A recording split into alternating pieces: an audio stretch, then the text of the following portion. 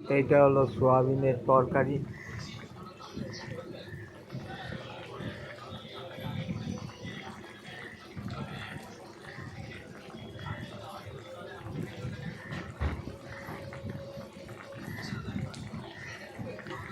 বন্ধুরা, আপনারা কেমন আছেন? নিশ্চয়ই ভালো আছেন। আমি হলাম আপনাদের প্রদীপ। আবার আপনাদের কাছে চলে এসেছি একটা সুন্দর রেসিপি নিয়ে। রেসিপিটির নাম হলো সোয়াবিনের তরকারি। এই রেসিপিটি আপনাদের কাছে ভালো লাগলে অতি অবশ্যই লাইক ও সাবস্ক্রাইবার এবং কমেন্ট করে জানাবেন। তাহলে ভিডিওটা শুরু করা যাক।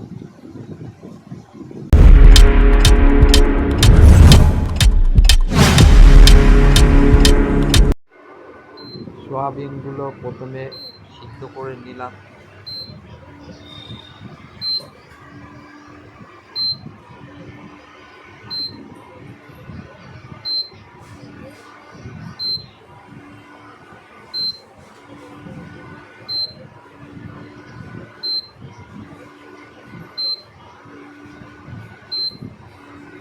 ভালো করে সিদ্ধ করতে হবে সয়াবিনগুলোকে।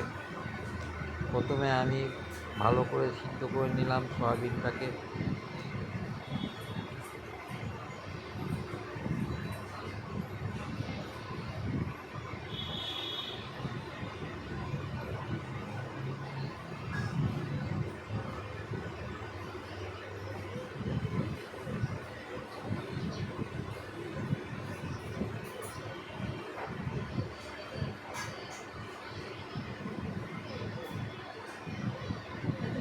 তারপরে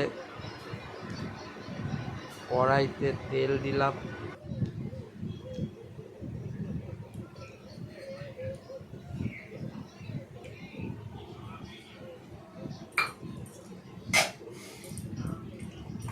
তেলটা খানিকক্ষণ গরম হওয়ার পরে তার মধ্যে তেজপাতা এবং কতকগুলো সাদা জিরে দিয়ে দিলাম।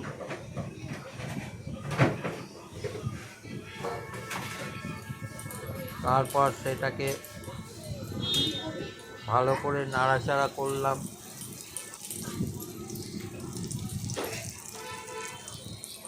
এরপরে কতকগুলো আলু কেটে নিলাম। কেটে নিয়ে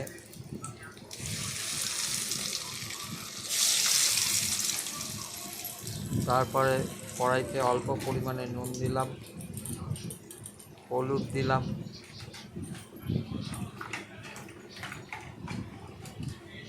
এরপরে আমি তার মধ্যে আলুগুলো ছেড়ে দিলাম।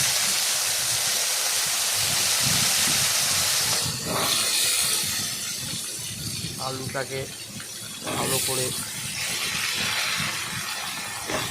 ভেজে নিলাম।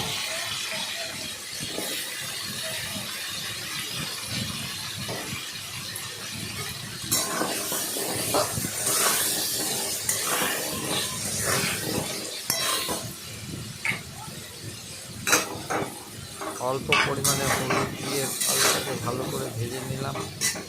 নেওয়ার পর একটা পাত্রের মধ্যে শুকনো লঙ্কার গুঁড়ো, জিরের গুঁড়ো, ধনের গুঁড়ো ও আদাটাকে টুকরো টুকরো করে কেটে নিলাম। নিয়ে এরপরে আমি সয়াবিনগুলো আলুটা ভাজা হয়ে যাওয়ার পর সয়াবিনগুলো তার মধ্যে দিলাম।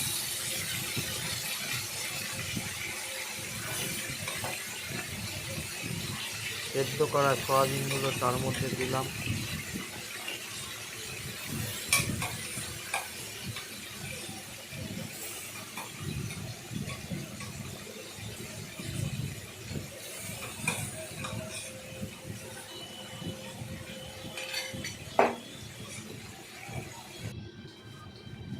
এরপরে সেগুলোকে ভালো করে নাড়াচাড়া করলাম, নুন দিলাম,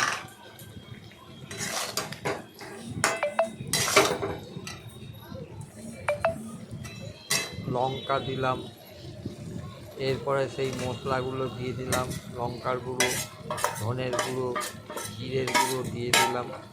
দিয়ে এবার সেটাকে ভালো করে নাড়াচাড়া করলাম।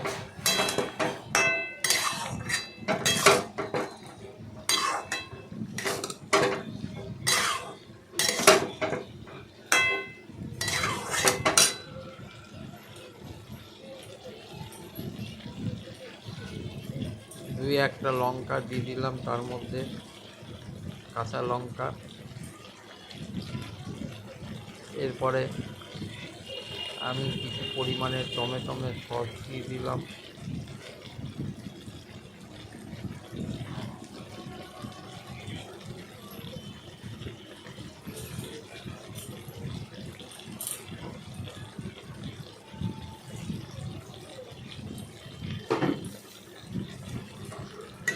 এবার সেগুলোকে ভালোভাবে নাড়াচাড়া করলাম। তারপরে গরম মশলার গুঁড়ো দিলাম।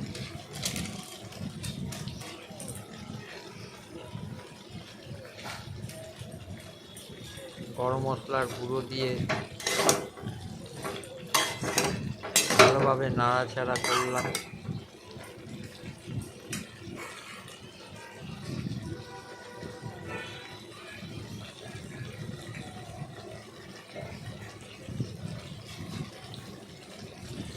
তারপর অল্প পরিমাণে জল দিলাম।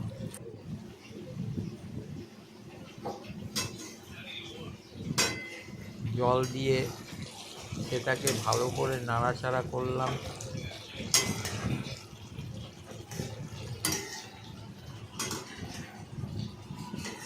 এদিক ওদিক করে নাড়াচাড়া করলাম।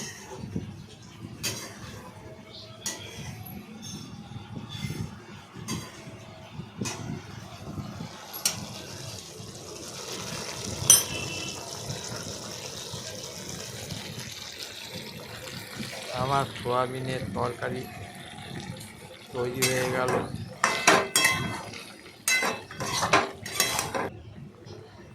এই ভিডিওটা ভালো লাগলে আপনারা বন্ধু প্রতি অবশ্যই সাবস্ক্রাইবার এবং কমেন্ট করে জানাবেন এবং অবশ্যই একটা লাইক দেবেন।